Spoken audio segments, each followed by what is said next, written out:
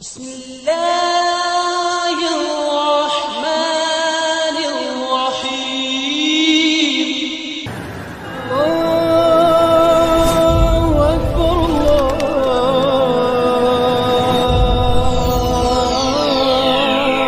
الله أكبر السلام عليكم ورحمة الله وبركاته. എല്ലാ സ്നേഹിതർക്കും എൻ്റെ വീഡിയോയിലേക്ക് സ്വാഗതം. എല്ലാവർക്കും സുഖമെന്നു കരുതുന്നു. സുഖവും സന്തോഷവും സമാധാനവും ആരോഗ്യവുമുള്ള നല്ല ജീവിതം അള്ളാഹു നമുക്കെല്ലാവർക്കും പ്രദാനം ചെയ്യുമാറാവട്ടെ എന്നാമുഖമായി പ്രാർത്ഥിക്കുകയാണ്. ജമാദുൽ അവ്വൽ എന്ന മഹത്തായ ഒരു മാസത്തിലാണ് നാം ഇപ്പോൾ ഉള്ളത്. ബഹുമാനപ്പെട്ട ഷേഖ് റിഫായി തങ്ങൾ വഫാത്തായ മാസമാണ് ജമാദുൽ അവ്വൽ 12. അതിനോടനുബന്ധിച്ച് ലോകമെമ്പാടുമുള്ള മുസ്ലിം ഉമ്മത്ത് അവിടുത്തെ റാത്തീബും മൗലിദും മാലയും മറ്റുമായി ഈ വിയോഗത്തിൻ്റെ ആണ്ട് കൊണ്ടാടുകയാണ്. അതിനോടനുബന്ധിച്ചാണ് നാമും ഈ വീഡിയോ ഇവിടെ ചെയ്യുന്നത്.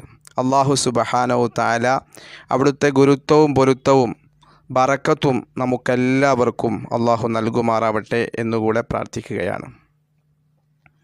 അഹ്മദുൽ കബീർ റിഫായി തങ്ങളുടെ ചരിത്രത്തിൽ നമുക്ക് ജീവിതത്തിൽ പകർത്താൻ ഒരുപാട് ഉദാഹരണങ്ങളുണ്ട്.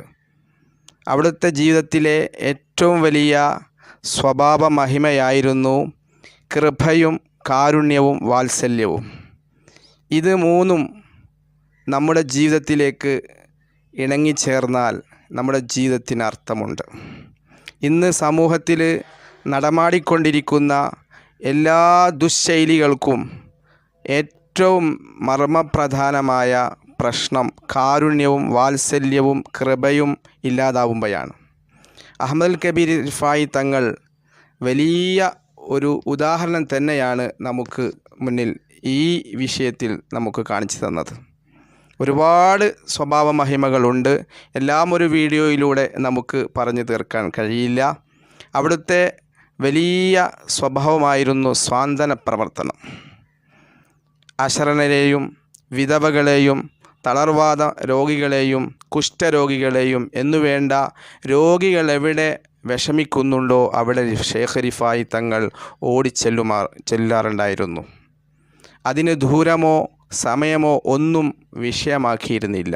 എത്ര ദൂരെയാണോ രോഗിയുള്ളതെങ്കിലും ആ രോഗിയെ തേടിപ്പിടിച്ച് ആ രോഗിയുടെ അടുത്ത് പോയി അവിടെ 2-3 ദിവസവും തങ്ങി എല്ലാവിധ ശുശ്രൂഷകളും സ്വാന്തന പ്രവർത്തനങ്ങളും സേവനങ്ങളും ചെയ്ത വലിയ മഹാനാണ് ഷേഖ് റിഫായി തങ്ങൾ.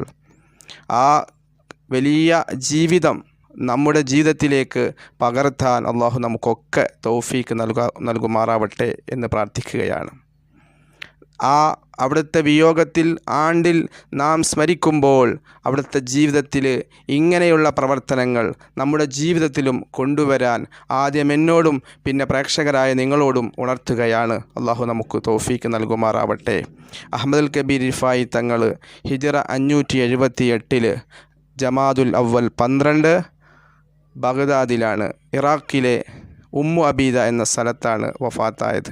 അവിടെയാണ് മഹാനവറുകൾ അന്ത്യവിശ്രമം കൊള്ളുന്നത്. അല്ലാഹു സുബ്ഹാനഹു തആല നാളെ ഹബീബ് മുത്ത് മുഹമ്മദ് നബി സല്ലല്ലാഹു അലൈഹി വസല്ലമയോടൊപ്പം ഷേഖ് റിഫായി തങ്ങളോടൊപ്പം നമ്മൊക്കെ അവൻ്റെ ജന്നാത്തുൽ ഫിർദൗസിൽ ഒരുമിച്ച് കൂട്ടുമാറാവട്ടെ എന്ന് പ്രാർത്ഥിക്കുന്നു. അവിടുത്തെ ജീവിതത്തിൽ നമുക്ക് കാണിച്ചു തന്ന ആ സൽഭാന്താവുകൾ പിന്തുടരാൻ അള്ളാഹു നമുക്ക് സമയവും സാഹചര്യങ്ങളും ഒക്കെ അള്ളാഹു നമുക്ക് അനുകൂലമാക്കി തരട്ടെ എന്നുകൂടെ പ്രാർത്ഥിച്ച് ഞാൻ നിർത്തുന്നു. അസ്സലാമു അലൈക്കും വറഹ്മത്തുള്ളാഹി വബറകാതുഹു.